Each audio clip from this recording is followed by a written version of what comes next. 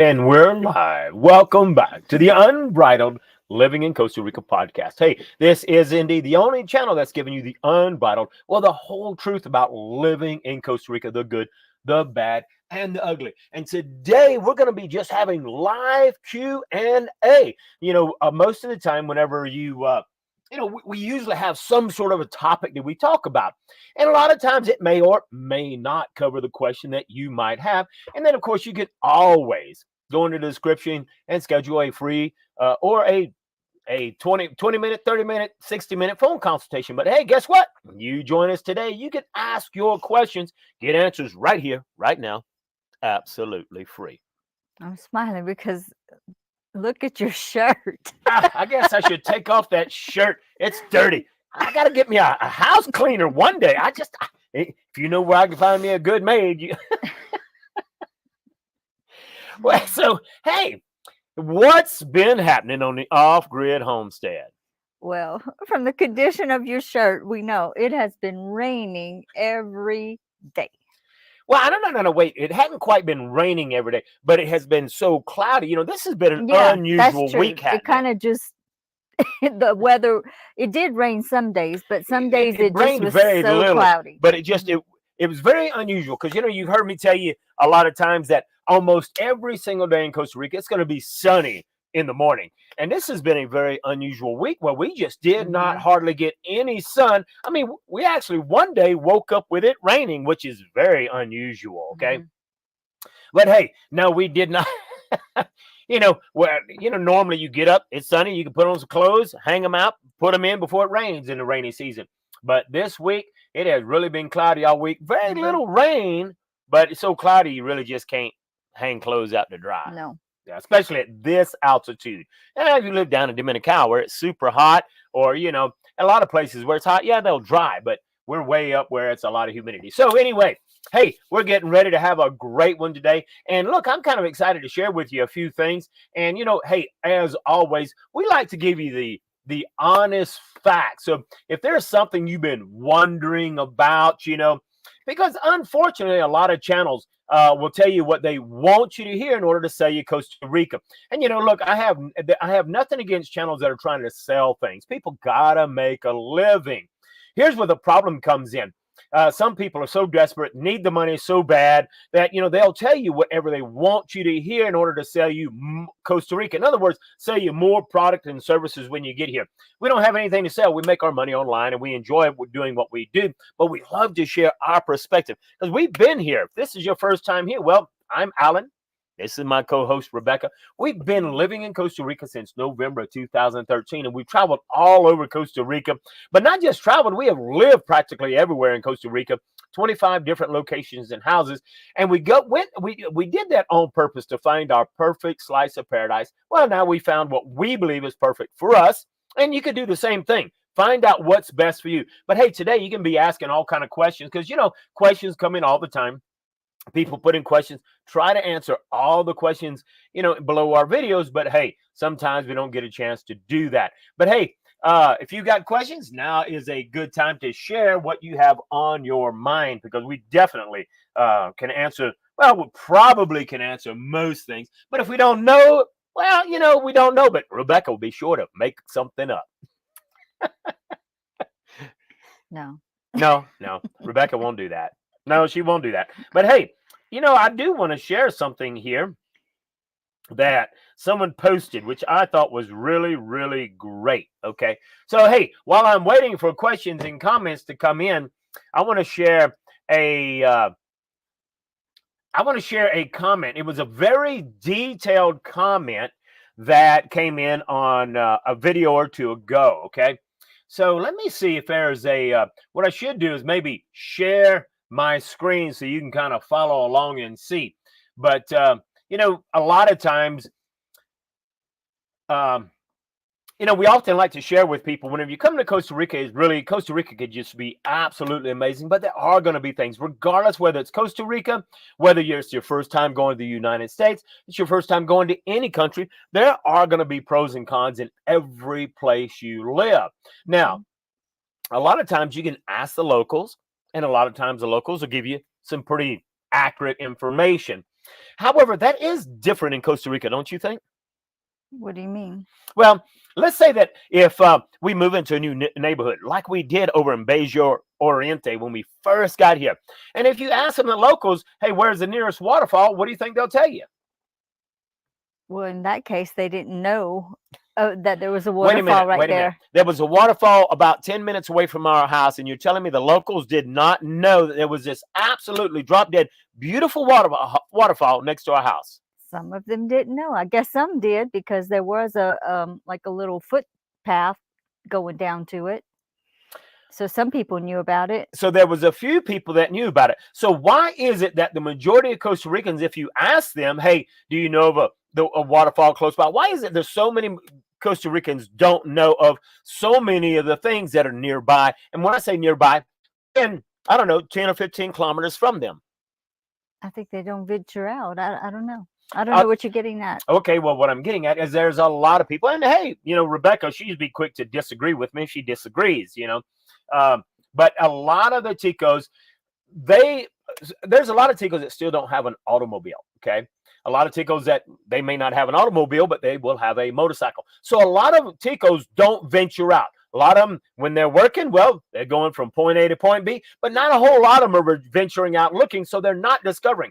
I would love to go place, and I'd run all over the place, and I would just discover stuff, So you could ask a Tico, because we found that one waterfall, beautiful waterfall in Bejo Oriente. I think they don't go exploring like you do. A lot of people don't go exploring like you do. But you would think that the locals would know that there's a waterfall in their own backyard. Well, but think about it, though. Costa Rica has so many waterfalls. And when you grow up with something, you just kind of take it for granted. Why would they think that we would find that fascinating, a waterfall, when there's like waterfalls and rivers all over the place? That's right. So, they are all over the place. Now, here's a good question that comes in from Randy. So, as we're waiting for questions to come in, Randy says, hey, would you help in finding a house while we try out Paris de la Dawn? And yes, there are times when I will, do that kind of thing. It's not something that, in other words, Rebecca and I will do quite a few things, and it really just all depends on the time that we have. I love to help people, like right now. I'm inspecting a house, which requires me to go out at least once a week. Now, that's not what I do for a living. I don't need to do that for a living because, hey, we make, sufficient amount of money from our online businesses, because she has full-time job online and I've got businesses online. But from time to time, if we got the time, I love to actually help people. So yes, indeed, hey, when that time comes, you need help finding a house, we can definitely do that. And I do that because I actually work through one of the locals, one of the very, for me, it's very hard. And I say this all the time. Look, when you're looking, you can hire me to help you find a house. But for me to find you a house, I'm going to get the gringo price. It's just the way it is. Listen, all these other changes, oh, that don't happen much. Oh, well, that's baloney. It happens a lot. I've been here, over 10 years. And I checked out this one Airbnb. Rebecca and I were looking at possibly getting this Airbnb so that we can, we go into San Isidro a lot. We'd have an Airbnb, a place that we could go in and then we could rent it out. Well, first talked to the lady. At first, she said it was $400, okay, a month. Well, in the process of talking to her and making negotiations, I said, well, you know what? We wouldn't be here all the time, but we are thinking about maybe turning it into an Airbnb. And I says, why haven't you done that? She says, oh, that's just way too much work. I said, okay, well, if I rent it, can I turn it into an Airbnb? She said, sure, no problem. Well, in the process of negotiating, as the weeks went by, she ended up talking to her husband and they went back and forth. Well, the price went up to $500. And I'm like, well, wait a minute, it was $400, $500. Then it dropped down to $450, and then it dropped down to $400. And I'm like, no. You changed the price on me 3 times already from the first time. No, they were doing that whole gringo pricing thing. And so it does happen a lot. Now, what you can do is you always get once you get here, you can find a Tico. And if you find a Tico that you can trust, okay, then you can get them to find a price for you. But it's really easy for them to say, oh, here's the house for $400. I'm going to charge them $500 a month. And then that way I can make an extra $100. That happens all the time. So yes, indeed, Randy, we can, because I do have a very trusted Tico. And, hey, you pay me. I call him and I say, hey, look, these, and here's normally what I do. The few times that I do that is I'll find 3 different houses. I'll find out what it is that you want. I find 3 different houses for rent, and then you get to choose one of those 3 houses, and then we send pictures and all that good stuff, and you can find what you're looking for. So yeah, from time to time, I don't do this on a regular basis. I don't like to.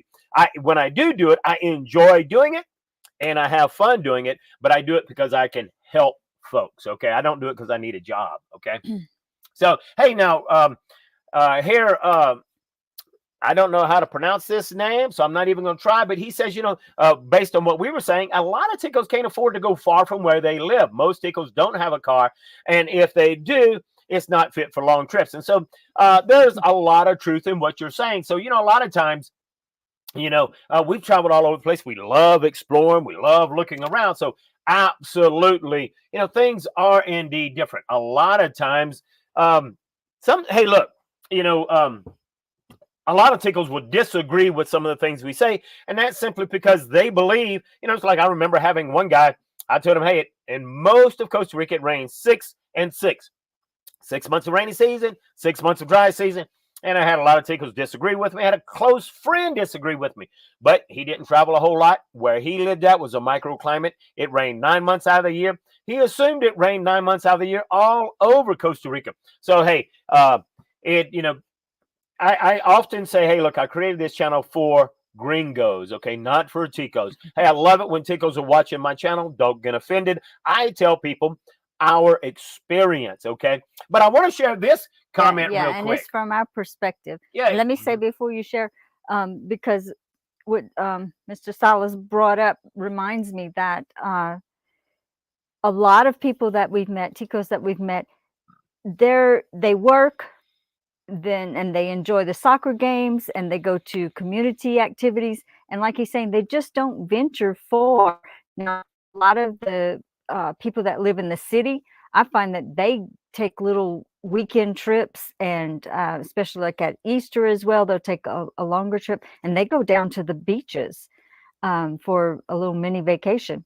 But a lot of the people in the rural areas, they are content with life in their community. They're very involved in their community, and they have rodeos and horse parades, and the soccer games are just a real big deal. So they just don't go very far. They're very happy with their they go to church and visit with family that lives right there in the area a lot. So it's very different. So I'm going to take, and I am going to share my screen here so that you can see what someone wrote on one of the actual. Let me find it real quick. Okay, so let me share. Here we go. All right. So let me come over here. Now, if you take a look right here, hopefully you guys can see this. I'm going to read this. This comes from a guy, and he commented 5 days ago, and he says, hey, and we were talking about living in the United States, Costa Rica, and this guy says, I still believe that the USA is the best in the world. Matter of fact, he might be on right now. And he says, I want to live in both countries. I was born in Costa Rica. Wait a minute. No way. This is a Tico who is commenting on my channel. Okay. So this is Tico, and he says, hey, I left when I was 4 years old. Okay. So does that really make him a Tico? Yeah, it does. So he left when he was 4 years old. He says he's been in the armed forces for 18 years. So this is a veteran. Now he's a disabled veteran. Yes, Costa Rica is not for everyone, okay? I agree wholeheartedly about renting first, and yes, Costa Ricans will rip you off any chance they can in anything that involves money, anything that you buy. He's absolutely right. Now, is it every single Tico? Well, of course it's not every single Tico. You're going to get every once in a while, you're going to get, no matter where you live in the world, you're going to get that one person that is exceptional, extremely honest. They're different. But as a majority, it's just the way it is. Costa Rica will rip you off. Ticos in Costa Rica will. Most of them, okay? Not all of them. He says, in my honest opinion, Costa Rica crime is extremely high now with no laws to really protect you accurately. And he's 100%. If something happens, you really have absolutely no recourse, okay? He says, yes, it's extremely beautiful. And some people are friendly, but not all anymore. And yes, depending on where you live, depends on the weather. The higher up, the cooler, and anything in lower parts are indeed hot. If you're one that, let's see here, it says, if you're one that are not living like the locals, like what pertains to everyday life, yes, it's nice to hang out in your place and just piddle around with stuff and just keep busy. But it's not the same for locals. They are in their own rat race. Now, I really like that he said that because it's very true. A lot of Americans, they're leaving the United States. They're escaping the rat race. But you know what? Locals are definitely in their own rat race. You know, now, not all of them, but really the ones that are in the rat race, well, you get a lot of the locals who want to make money. They moved to San Jose. And look, we've said it all the time. When we're talking about in general about Costa Rica, we're not talking about San Jose in the metropolitan area. That place is totally different. If you only visit San Jose in that metropolitan area, you haven't really experienced Costa Rica. Same thing about the Caribbean side. The culture is so very different on the Caribbean side. If you only went to go see Puerto Viejo, in that area, the Lemoyne side, you haven't experienced Costa Rica. Well, you haven't experienced all of Costa Rica. For sure, because it's very different. The culture is very, very, very different, okay? So it's important to know that. But he's absolutely right. Look, for a lot of the locals, they are in their own rat race. He goes on to say that crime has skyrocketed everywhere in the country. It's a lot different for those that can come and go, but not so for locals. And when the crap hits the fan, we can just leave. As far as he's talking about expats, so that, you know, that's kind of security for us, if you know what we mean. So now when the crap hits the fan in the United States, I think a lot of people are going to come to Costa Rica because it's not going to affect Costa Rica as far as, now it's going to affect it economically.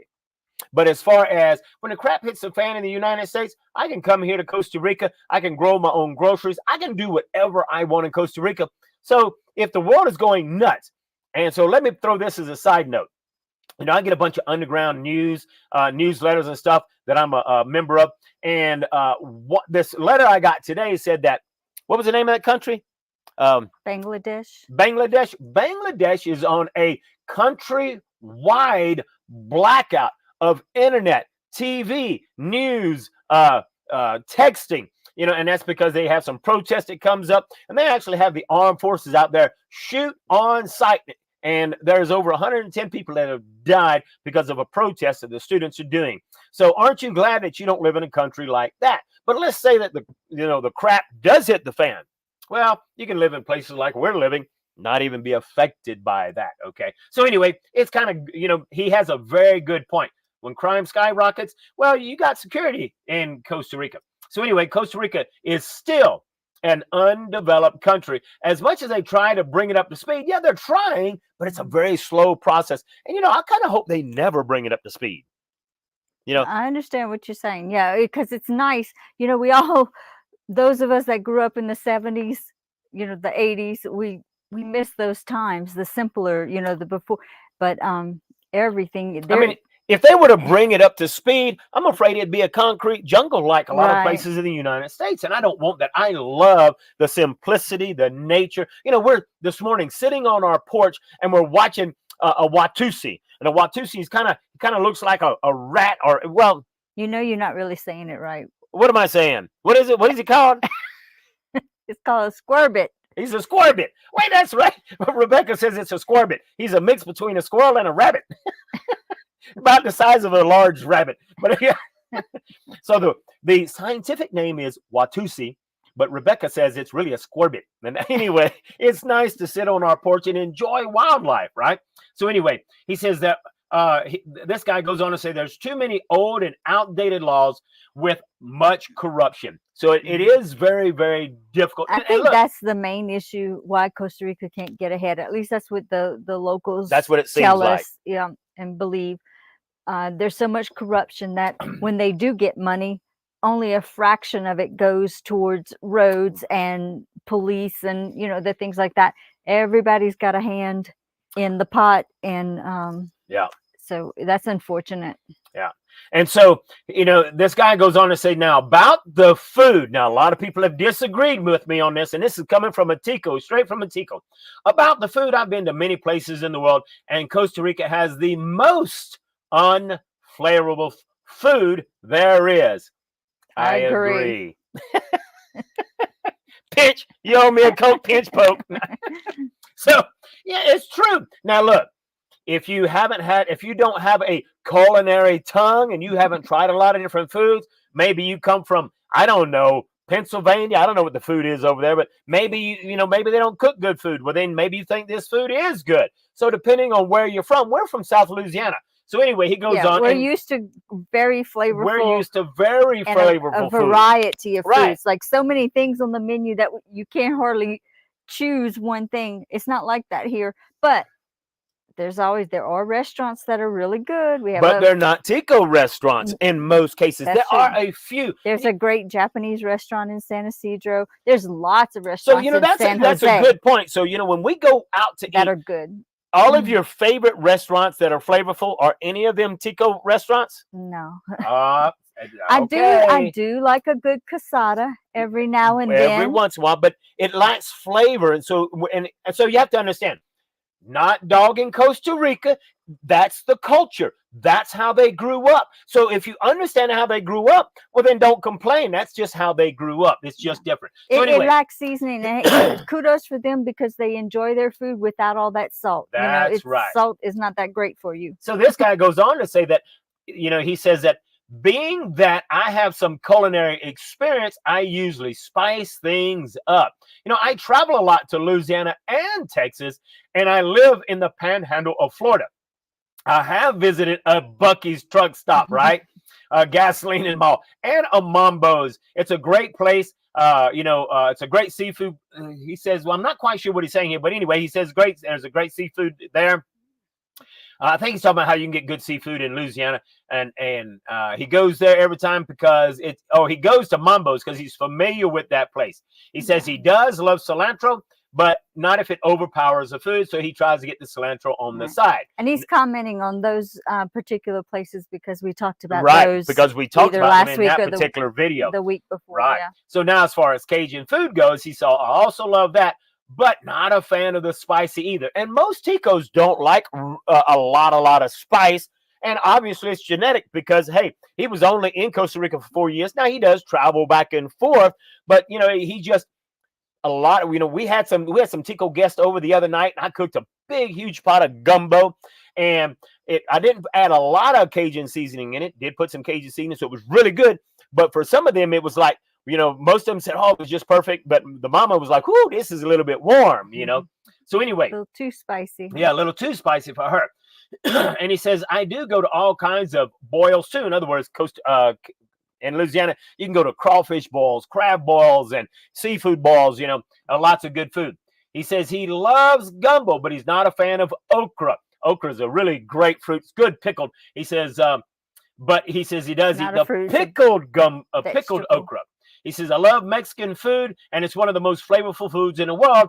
And he's also a part owner of a Mexican restaurant in Lake Charles. Hey, that just so happens to be where we were at last time, because my brother has a house in Lake Charles. Anyway, he goes on to say, when it comes down to roads, well, definitely Costa Rica is way behind on that. There's no lights, signs, markings on the roads. No one has common sense and courtesy in following basic driving laws. So anytime I talk about how horrible the drivers are in Costa Rica, I always get a bunch of Ticos that attack me. Well, of course, if you're a Tico, you're going to attack me because you think you know how to drive. But if you've ever been in the United States, you'll realize you don't know how to drive. So, hey, here's the important thing. Why is it that most Ticos drive the way they do? Well, you have to understand the culture. A lot of Ticos, when they get a car, they might be the very first person in their whole family to ever have a car. Well, we're brought up, grandfather taught me what to do, daddy taught me what to do. We're so used to all of that. It's very different. Well, a lot of them, it's the first time they've ever had a car. Maybe they've been driving for years, but it was on a motorbike. And so it's very, very different. He goes on to say, now, another thing is the quality of household stuff.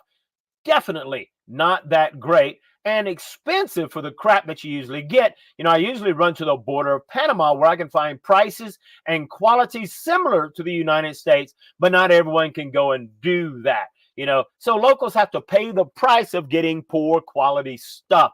And it's like, you know, some people have said before, you know, most Costa Ricans don't have a lot of money, so they have to get what they can afford to get. That's a big difference, you know.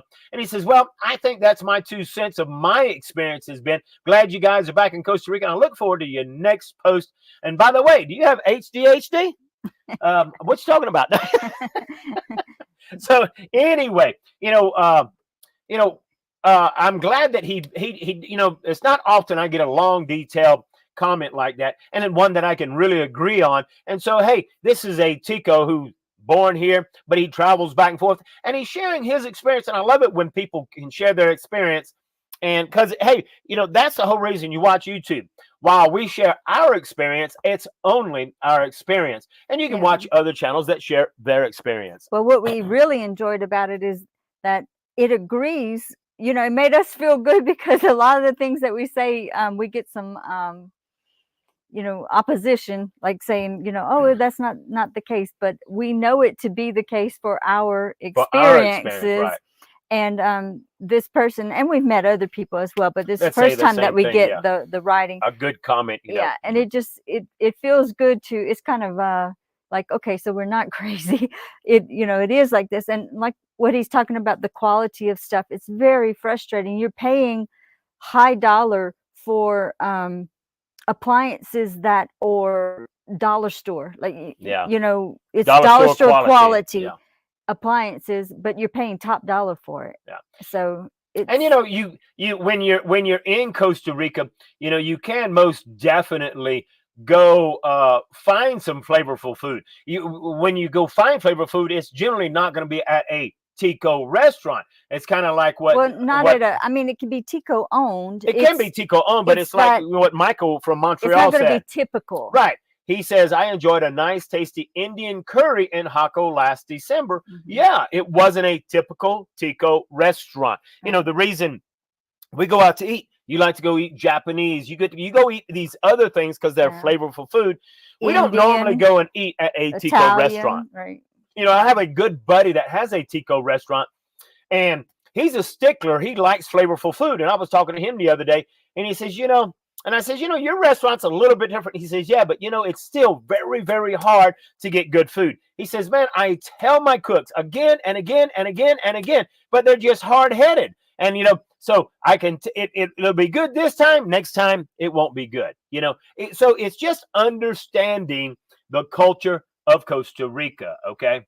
Well, that's just how they make their food. They are, the typical food is. So I'm going to go through here and scan and take a look at some of these other questions right here. So, hey, please put your questions down. Love to answer your questions while you're here. Okay. I'm going to give it. Is it Coco Sushi, the Japanese restaurant in San Jose?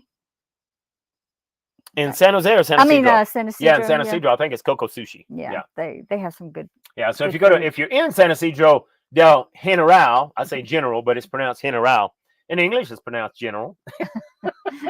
But San Isidro del General, it's Coco Sushi, right on the main strip, has good Japanese food. Okay. Yeah. And La Torre has good food. So here Karen says, hey, my husband and I are going to be in Costa Rica August 3rd through the 17th. Is there any chance of us to meet up for lunch in San Isidro? And no, I probably spelled that wrong. Yeah, you did, but that's okay. I mispronounce Spanish all the time.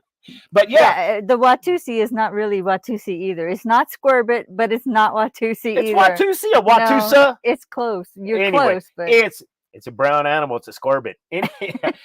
Most definitely can. You know, we love to meet up with folks, you know, when we have a chance. The deal is you need to make sure that you go into the description below, click that button that says subscribe to my newsletter. When you subscribe to our newsletter, you're going to get some very entertaining. You're going to get you're going to have fun reading as we share some of our experiences. But my point is, you'll subscribe to our newsletter, you'll get an email, you can immediately reply back, and in that way you can communicate with me and arrange, you know, an opportunity to where, hey, we are a couple of hours away from San Isidro. But I go almost once a week, whether we're picking up groceries and stuff like that. Yeah, but you usually go by yourself. Yeah, I have to kind of adjust my schedule. Right. She has to be able to Rebecca. go. Right. So, you just have to arrange with us. And if we have the ability to go down there, we'd be more than glad to meet up with you Yeah, we and like doing have that. lunch with you. Right.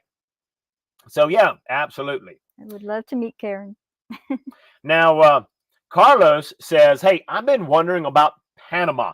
What do you think about it and the difference from Costa Rica? So, hey, we can only tell you a little bit. We can share our experience of being in Panama a few times, but we only visited Panama. So we couldn't really give you a we've never researched it as far as really researching it to live there. We know that to get your residency, you only have to live there for 6 months. I can't remember the time frame, but it's a all lot that's easier. Online. The information's a lot online. easier to get your residency in Panama than it is in Costa Rica. Okay, but because they haven't, to me, every time we've been to Panama, the Panamanian people don't seem to be nearly as friendly as the people in Costa Rica. They're very serious. Yeah, they're very serious. That's all that I can say. They've been very friendly.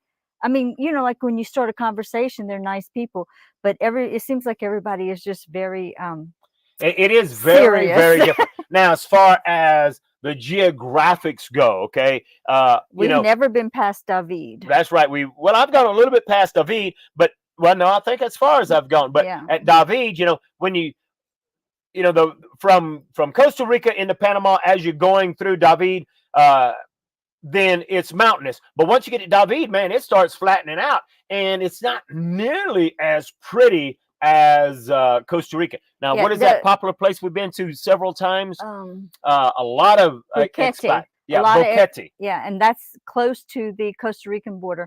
And I find once you cross the border from Costa Rica to Panama, like you were saying, the terrain, you can't hardly tell the difference. I mean, it looks just like Costa Rica, the mountains, the green, the lush, and stuff like that. But as you go further south, it starts to change. The terrain changes. The beaches are beautiful. It's, I think, a more stable, but you can't really. It's a lot cheaper to live in Panama than it is to live in Costa Rica. That we do know. That we know. We know for sure. It's like half the price. Almost half the price. But I like the beauty and the nature, the mountains, the waterfalls. I love that all about Costa Rica. I just did not like the military that was over there. They just seemed really harsh. But anyway, that's about all we could tell you about Panama. Unfortunately. Yeah, we had a few bad experiences with them being real hard noses, real sticklers. Given impounding our motorcycle just because we went a little bit in an area that we weren't supposed to be in. Right? And didn't know any better. We're obvious just guests in the country. But then in other situations we've been given a lot of favor. Remember we went on the motorcycle and we had forgotten to get that piece of paper that we needed. And instead of being, really, they could have arrested us and given us, whatever, taken our vehicle, but they just kindly sent us back. So I mean, we got to one of those border checks and we couldn't go any further because we didn't have the appropriate paperwork. So we had to go back to the border to get the paperwork we needed. See?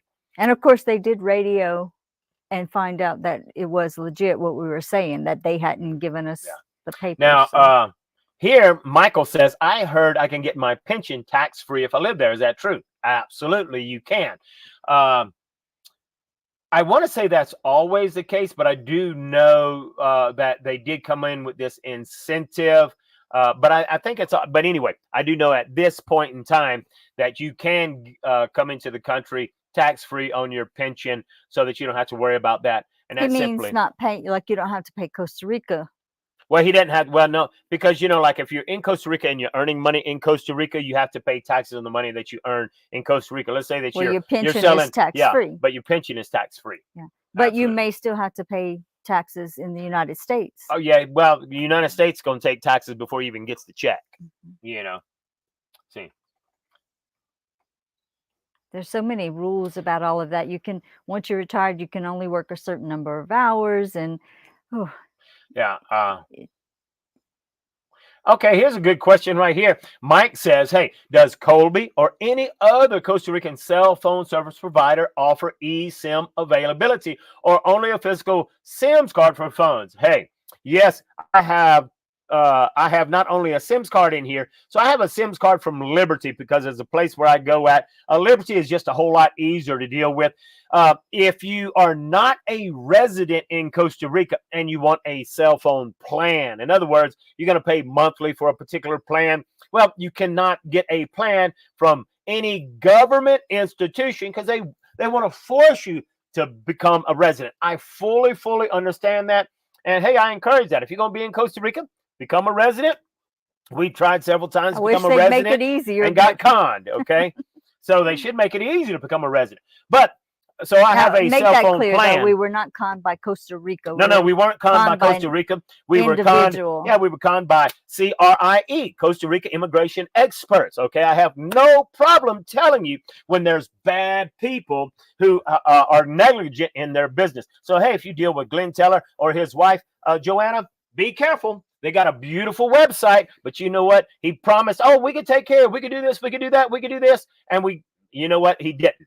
So I would stay far from that. But anyway, my point here is that if you're not a resident, then, governments will say you got to be a resident before you can do all kind of stuff. Well, thank goodness you have other companies like Liberty. Well, with Liberty, I have a cell phone plan. And so I've got, unlimited minutes, unlimited data, all this stuff. But there's some places where they're not good all over. So I have an eSIMs from Colby. And as long as you don't have a data plan, so you can go to Colby and you can just get the rechargeable cards. Well, this is just a rechargeable eSIMs card. So if I get in a place where Liberty is not available, I can just swap it, or on my phone, it will automatically, swap back and forth. So yeah, you can absolutely, eSIMs are available in Costa Rica. On my phone, I have an AT&T plan from the United States because for my work, I need it to receive codes and things like that. But I also, like, the AT&T cord is a physical cord, and then I have an eSIMs with Liberty. Okay, well, look, this guy is saying exactly what you got, pretty much what you're saying. He says if you have AT&T unlimited cell service, you don't need to change your chips or anything to use your Gringo phone in Costa Rica. Right. Okay. Now, of course, you might have to pay a little bit more for that service or that plan, because look, you can get a phone service or a plan in Costa Rica dirt cheap. Okay. So anyway, just important for you to know that. Thanks for sharing that. Okay. And of course, Nicole right here, Nicole actually commented, and I told her, hey, join us on this live Q&A. And so I'm glad she's here. Nicole says, hey, I'm starting to do my research for Costa Rica. I'm looking for a smaller town close to the beach, not far from a metro area. And I'm originally from New York City. So she's a New York City girl, and she now lives in a rural area. So if you want to be, okay, the closest beach,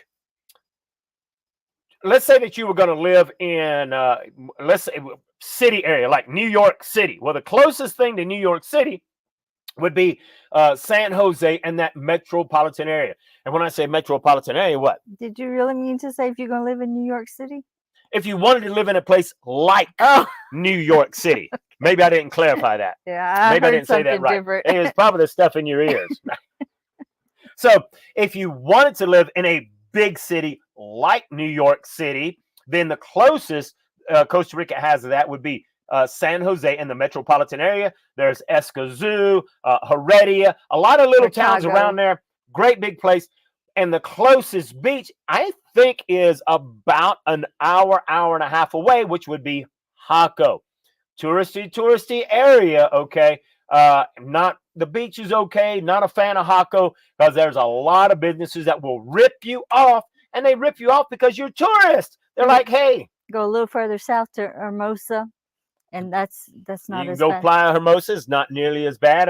About another 20 minutes south of San Jose. They have a lot of surfing. Right? They have surf tournaments there. But let's say that, okay, if you go 3 hours away from San Jose, well, now you're in San Isidro. San Isidro is the second largest and fastest growing city in San Jose or in Costa Rica, outside the San Jose and metropolitan area. So San Isidro is going super, super fast. The disadvantage of that is traffic is getting a little bit worse because we've been bringing too many people down here. Rebecca's like, Alan, you got to stop telling people to come to San Isidro. We got too many people here. And she got a point here. I'm starting to say, hey, go to San Vito. No. Anyway. No, I'm not used to it. I go in Walmart now or go to Pequeño Mondo, whatever, and I hear all these people talking English. I see all these gringos. It's like, well, just the other day I was in Walmart. It's like when I go to Texas, when we were in Houston and Pasadena and stuff. It's like there was so many people talking Spanish. Right. I'm like, okay. Right. So, you know, a lot of people have come here because of our channel. You know, I've met a guy in Walmart just said, oh, hey, Alan, you know, I came here because of your channel. I did a lot of like your stuff. All that, you know, that happens all the time. And we kind of like to be low key. And but hey, it's okay. We don't mind, you know, meeting and talking with people. But you know, anyway, San Isidro is really a nice place because you can get pretty much all the shopping you want now with, you know, Walmart being there, Pequeño Mundo. It's a huge place, you know, that you can get a lot of cheap prices for some decent stuff. But anyway, yeah, we used to have to go to the border or the Panamanian border or San Jose, which was a long trip either way. So it's very nice to be able to go right there to San Isidro. It's just 2-3 hours away. So, but San Isidro is really a nice place to be at, and you're only an hour away from the beach. Or if you get on that, what we call the Dominical Highway, there's 45 minutes. Yeah, you can be over in Tinamaste, and it's kind of high, got some views in the summertime. But anyway, in Tinamaste, well, you're only 30 minutes to the beach, 30 minutes to San Isidro. So you're now in a very rural area without living in the city. So anyway, I would live closer to San Isidro. And I would too. I mean, how often are you gonna, if you go to the beach once a week, 45-minute drive, whereas you're gonna go get groceries, you're gonna go, you know, do your errands, your banking, do all of that. So yeah, absolutely. And the property cost is a lot cheaper right outside of San Isidro versus Tinamaste. Tinamaste is a very popular. Tinamaste is expensive because it is a popular expat area. So I'm glad that you clarified that. They have somewhat, I mean, like ocean views on a clear day and high altitude. So it's really cool. But I don't like all the clouds. It's cloudy a lot. Yeah. Now, you know, Karen says, well, how do I subscribe to your newsletter? So it's really easy. If you go into the description, underneath any video, there's a place that says contact us. You can click on that link and it'll take you over there where you can put in your email address and hit, you know, subscribe. And that way you'll start immediately within seconds of hitting that subscribe button. You'll get an email from us, and then you can reply back, and it'll just, you know, all of a sudden you'll start getting these emails from us on autopilot. So it's very easy to subscribe by just going below almost any of the videos that we have in the description. But I would say to Nicole, I see she's pointing out she doesn't mind being like an hour from San Jose and living in you know, she's okay. Just come and experience these different areas, because there's a huge difference in an hour's drive in the communities, in what's available.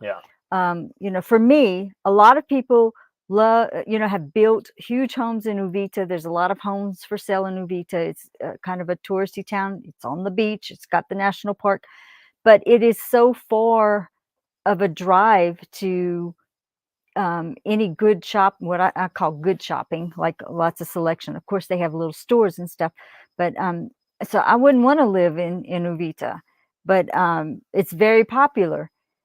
But you won't know that unless you go and take that drive. Well, now the highway is good. Okay, wait a minute. It's so good pause highway. right there, because I'm glad you said that. She said a lot of people, you know, Uvita is becoming the new move to Uvita, Uvita, Uvita. It's awesome. So you have all these channels. Once again, selling you Costa Rica. Come buy my product and services. Selling you Uvita. So a lot of expats moving to Uvita, they immediately spend a ton of money building a house. And after they've been there a year or two, they're like, there ain't nothing in Uvita. We have to drive from Uvita all the way to San Isidro to buy anything. And so now there's a ton of places for sale in Uvita. Yeah. Okay. And it's, oh, Nikki. Yeah, Nikki has been out running. Come Oh, on, get up here. baby, you stink. Nikki smells like she's been rolling around in some perfume, and it ain't good perfume. Sure. It's Costa Rican perfume. Oof. Oh, Nikki. Oh no, I gotta go put. So anyway, but that's a good point that Come here, Rebecca Nick. brought up, and being careful when you're, where you go to live at. Okay, be sure to spend some time there. Okay. Woo, Nikki, you do smell today, girlfriend. And I just gave her a bath a couple days ago. What you gave her a bath yesterday, huh? Was it yesterday? I think so. It was either yesterday or the day before. No, it was the day before I went into town. It was on Friday. Right. That's right. All right, now Carlos has a real good question. He says, we decided to move to Costa Rica with 3 small kids. What are some tips to keep them safe from insects and creatures? Okay, look, this is true in my opinion for anywhere that you go in Costa Rica. We live in the middle of the jungle. Okay, so there could be snakes here all the time, wildlife, lots of insects. But you know what? We're in the jungle and there's not a ton of insects. Here's the number one reason why we don't have a ton of insects. I try to cut my grass all the time. I keep my grass nice, crisp, clean. I don't have a lot of shrubbery, while I will be landscaping and stuff. So the more you keep your place landscaped, the more you keep it cut, then you're going to have a lot less insects, okay? A lot less snakes. And so that's going to keep your children safe, okay? Right here, you can run around all over the place. Now, I'm in the jungle all the time. It's because we're in a higher altitude. We are. So. I'm glad you brought it up. We're in a higher altitude, so a lot less snakes where we're at, okay? Now, Costa Rica in itself, while there's tons of amazing bugs and insects, the mosquitoes are not nearly as bad here as it is in the United States, and that's simply because it's mountainous, unless you live on the beach. If you live on the beach, tons of mosquitoes depending on where you're at, okay? But like where we're at, we're living in a barn right now. Hardly ever have problems with mosquitoes, okay? But it only takes one to annoy the crap out of you. Yeah. But that's because there's not a lot of standing. And we're comparing it to Louisiana, which was where we lived in Louisiana. It was, the mosquitoes were horrible. Horrible. Wait, why is that? Lots of standing water. Yeah. Well, make sure you don't have any standing water, and we don't have any standing water here. That's the one thing about Costa Rica. The water is flowing all the time. It comes from the mountains, flows down to the ocean. And so there's hardly any lakes or standing, standing water, unless it's a puddle or something. But very few lakes, right? Just oh yeah, there's very few lakes, in Costa Rica at all. So pretty much everything is running. And we have one small, someone years ago built this little bitty small pit and cemented, and so it stays full of water and it will have mosquitoes. So I usually keep it empty, except this time of the year when it's raining a whole lot. Then the bullfrogs are in there. We like to listen to the bullfrogs, but then they eat up all the mosquito larvae that's in there. See, so but you can always put fish in it, because I'll eventually be building and landscaping our place once we get into the house, and we'll have fish and all of that will eat up all of that kind of stuff. But worst case scenario, you can get you can use a lot of mosquito repellent. You can put that on there, but I would prefer, instead of the chemicals, there are natural repellents that you can use. And I would definitely buy mosquito nets for their beds. Yeah, if you live in an area with lots of mosquitoes, because a lot of the houses aren't sealed. Aren't sealed. They're just not. Yeah. And it's common. And so mosquitoes, spiders, things get into the house very easily.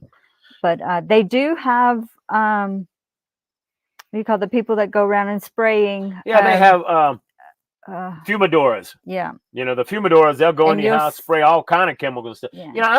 I'm kind of a freak, man. I just don't want any chemicals. I'm a anti-chemical freak, man. I want to eat healthy. I want to live healthy. So I don't want any kind of chemicals on me or in my yard, But we have had to use some things, even though we came here with the idealist, that we wouldn't use any chemicals. We've had to in a few situations. Yeah, but if you have the time to do the research, you can get a lot of stuff chemical free. Natural things. But we've been in Costa Rica walking in all kinds of the woods and going on nature hikes and trails that nobody else has been on. And personally, I probably have seen maybe under 10 snakes, more than 5. So we're probably about 7, 8 Yeah, snakes. it's just you don't run into a lot of snakes. And look, if you're just careful, if you're observant, you're not going to have to worry about it. Now, we were talking about uvita a while ago, and Salah says uvita is super expensive. And look, here's what's important. Anytime you have YouTube channels that are promoting places like uvita, places like Jaco, Playa Hermosa, all these popular places, well, yeah, it's going to be expensive. Tamarindo, any place that you have a heavy concentration of gringos, you're going to spend 2 to 3 times more. I lived over in Jaco for about 6 months, and living in Jaco, my rent, everything was almost double what we pay for here. That's why you need to just come and rent, because you can move 15-minute drive outside of Jaco, and the rent is has gone down drastically tremendously. less. Yeah, you can do some like shopping at the little local grocery stores instead of the grocery stores in Jaco that cater to tourists. Yeah. And so there, you have to be careful, because it's like someone asked, hey, would you help me find a place to rent? Yeah, and if I have time, I'll do that. There are people that do this for a living, okay? But here's the problem. Are they honest? Well, of course, they're not going to tell you that they're not honest. They're going to say they're honest. And what's happened is a lot of times that they do this, and then they have align themselves with people, and so they're renting there. But and like, oh, you got to have a contract, you got to have this, and they're not telling you the whole truth, which means they're not honest. We've rented in over 25 different places. How many contracts did we sign? None.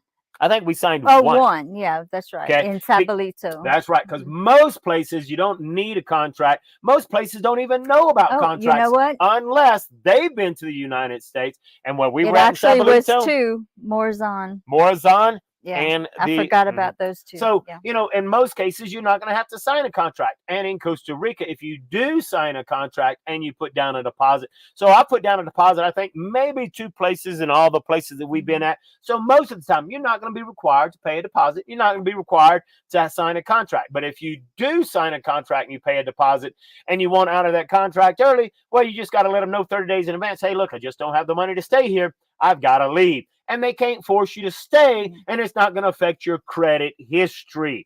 Okay, so Costa Rica understands that, look, if people don't have the money, they don't have the money. If they leave, they lose their deposit. Okay, so hey, people that do this for a living, they're not going to tell you that. Why? Because, anyway, I'm not going to get into all that. Okay, it's unfortunate. You have to make money from your YouTube channel. You're just not. Most of the time, not every time, most time, they're just not honest. They got to sell you Costa Rica. I hate that part of it. Some of the places that we've lived have been house sit jobs. Well, I say jobs, they don't pay, but it's a trade-off. You live in their house, take care of their pets if they have pets, take care of their property, watch over things. Maybe you have to start their car periodically, things like that. In exchange for living in their place for free. Right. You don't have to pay any rent to them. And the thing of the utilities is situation by situation. You work that out. Almost every time we have not paid utilities, we worked that out where we did not pay utilities. And that's because we live here. Most cases, in general, when you're house sitting, if you stay for less than a month, you don't have to pay for utilities. If you stay for more than a month, generally it's accepted that you will pay for the utilities, your electricity, and stuff like that. Okay, but we have a house here. We were on very high demand, long list of people who wanted us because, hey, I'm a handyman. If something breaks down, I normally can fix it. We had our own car. We already had banking in place. So it was, we were in high demand, and so we never paid for utilities. Okay. Now, so Nicole says, well, hey, how is the Nicoya Peninsula? And I have to say, one of my favorite places to live, and we lived in the Nicoya Peninsula twice. Carmona. Yep. And it was fun because there are some beautiful places on the Nicoya Peninsula. Nicoya Peninsula, you got to keep in mind, is still kind of raw Costa Rica, whether it's not overly developed or developed that much. But it's Okay. very, very touristy. On the The beach. beaches, Yeah. Samara and Playa del Coco, and what was it? Some of the others. Very beautiful beaches. Lots of things to do, activities going on, but very expensive.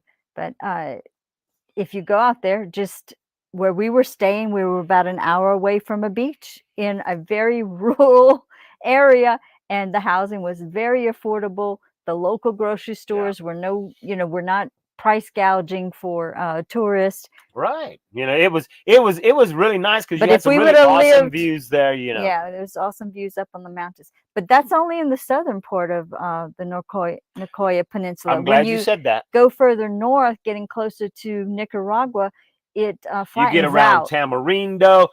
You get around uh, real popular place that's called very similar to where we lived at. And Potrero, it was a place called Potrero Grande, It's and Playa it, Potrero. yeah, Playa Potrero. So it's very different up there, but it's very touristy. So it can get very expensive living up there because of the tourists. Yeah. But if you get in Liberia the southern, has an right, airport, an international airport, so that's an advantage. yeah, But you get in the southern half of Nicoya Peninsula, it really is an enjoyable place. And you're close, like you said, close to the beach. But again, when we lived there, we were house sitting. I don't think I would have wanted to move there. I wouldn't have wanted to build there. No, I That's wouldn't have wanted. not Yeah, I wouldn't have wanted to build there it's simply too because it was too far. difficult to go to the stores and buy what you Right. needed. Remember, whenever we had a problem with the internet and I needed to get another router, and man, I've traveled all over just trying to get a simple router. Okay, and I would have had to travel several hours to go into a decent city to get a good router. Mhm. But See? as far as beauty and peace and nice people, friendly people, yeah, it's Yeah. great. Big difference. But So but you really have to just go see, because I'm telling you, it's night and day difference from being on a popular beach on the Nicoya Peninsula versus going inland a little bit to where it's locals, yeah, it really is a all over Costa Rica, there's so much difference, so much diversity. If you live there's a lot of tourists around the San Jose metropolitan area. You don't have to be in the city. You can be 15, 30 minutes away from the city. But because there's a lot of tourists in there, well, real estate prices are higher. Everything's a little higher. Okay. But you can still live rurally. It's still more expensive because obviously it's close to the city, lots of tourists there, and lots of gringos. So things are more expensive. When you get into the rural areas, man, go way down to San Vito. San Vito was a fun place to live. Lots of beauty, very lush, right there close to the Panamanian border. So, but disadvantage, you're 6 hours from the nearest From the airport. nearest airport. But they're talking about building an airport, and that I don't know if that'll Well, they've ever been come talking to. it. They Since may we've never. been here, they've been talking about it. That's But right. so will they ever do that? But it's beautiful. Lots of Italian people down there. The Italians are the ones that settled that area, and we used to just go right across the border and buy things half price. So You really can get, so it's fun to be down. I love the San Vito area. But once again, it was where it was difficult to do any serious shopping because while you could go find whatever you're looking for, there wasn't a whole lot of selection. yeah. And if you're not into nature, there's not a whole lot to do. There's Right. there's no You mall, no movie theater, no bowling, no none of that. Well, almost nowhere in Costa Rica is there a lot of that, with the exception, and there's still not even a lot in the San Jose metropolitan area. There's a few museums and stuff like that, but really, there's just not a lot to do in Costa Rica. So if you're coming down here because you enjoy the nightlife, well, you better go live in San Jose, and it Or can be a little Jaco. dangerous. I mean, San Jose or Jaco, and Jaco can be very dangerous. So, both in San Jose, Jaco, Playa Hermosa, it's a place that has a lot of prostitutes. Hey, not saying anything bad against prostitutes.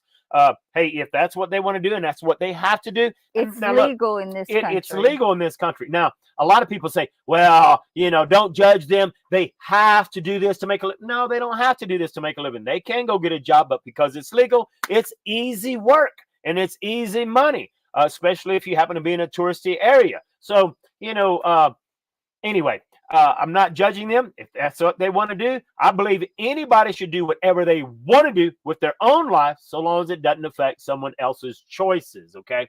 So anyway, if you enjoy the nightlife, you definitely need to be in an area like San Jose, like Jaco, these where there's rural, lots of nightlife. Because San Jose, Jaco has a great big huge Crocs casino. So there's lots of, but those areas do have. But rural areas, dangerous stuff. 8, 9 o'clock at night, things are shutting down. Yes. And it used to be like 7 o'clock at night, everything shut down. There weren't, like when we got here 10 years ago and we went down to the undeveloped, like the San Vito area, there were maybe one 24-hour gas station in the whole area. In that whole area, right? Yeah. It's like it's no getting up at 10 o'clock and saying, I think I want some ice cream. I'll go to the store. Ain't happening. Right. There's nothing open. Roll up the sidewalks, as they say. But things are changing, and there's stores that are staying open 24 hours. More stores are staying open, but still not in the rural areas. Yeah, right. When you're out in Costa Rica, you can't just stay open 24 hours if you want to. You have to actually get permission, from the government, permission from the business to stay open. It's a special permit that you have to get. Hun, have you gotten all the questions? Because look at the time. That's right. And that's why I brought this up. Randy says, hey, this has been another great live stream. And look, it's already been an hour. I don't know where the time flies. Time flies when you're having fun. So look, we always enjoy. And look, one great way to support our channel is obviously if you want to send us $1 million. A lot of people do that. Well, actually, it's never happened, but maybe one of you do it. No, you can't support the channel financially, but the best thing you can do to support the channel is to make sure to like, subscribe, and especially share our video. It's very, very helpful. So after the live stream is over, make sure that you put comments underneath the actual video. We love all the comments and the interaction engagement while we're on the live. It helps to keep everything live and entertaining and answering questions, but it helps greatly afterwards to put your comments underneath the video so the algorithm says people enjoyed it and will share it with more people. So like, share, and subscribe. A little something more about the creepy crawly things. I'm thinking about the person with the 3 kids. If you're in the city areas, I've not noticed anytime we've stayed at an Airbnb or gone to a restaurant or whatever in the city of San Jose and the surrounding metropolitan area, I don't see critters. Hardly ever. Don't see spiders, don't see snakes, nothing. It's a lot of concrete, and the houses are more sealed. Where we're seeing a lot of that stuff is in the rural areas, because the houses are not sealed, and so you get a lot of ants and spiders and creepy crawlies.